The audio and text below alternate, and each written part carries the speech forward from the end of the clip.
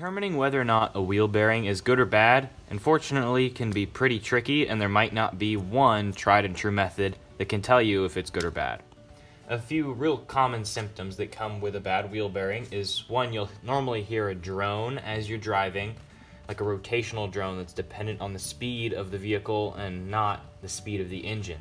And another way to test that would be jack up the car, feel the wheel, and shake back and forth, and if there's play in the wheel, well then you know the bearing is wearing out.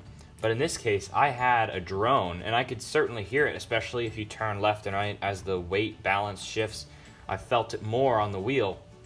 But whenever I jacked it up, there was no play in the wheel. It was rock solid and no movement. So it was pretty tricky to diagnose it was the wheel bearing. I felt no wobble when it was jacked up until I had everything disassembled and I removed the axle bolt.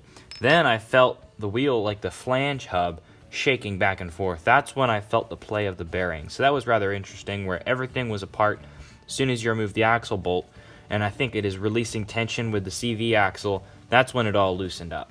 These tend to be pretty tricky to get out. In our case, this was pretty rough to get out, and I think it was especially because this is a steel wheel bearing and the knuckle is aluminum, and when those two materials are sitting right next to each other, they tend to corrode more. So it was a battle to get this out. It was not easy. I got this slide hammer kit from Harbor Freight specifically for this job, and it's made for pulling wheel bearings out. Sometimes you'll get lucky and they'll be easy and you might not need this, but in this case, definitely did. It has a 5-pound weight here that slides back and forth.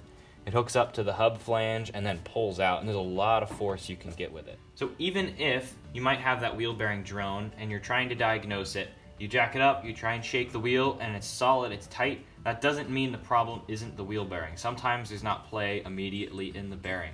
Although it'd be great if you pick it up and there's play. If there's play, you almost immediately know that it's always going to be the wheel bearing. In this case, there wasn't play, so pretty much had to guess just on the sound and replace it, and that ended up fixing the problem, and it rides much, much quieter.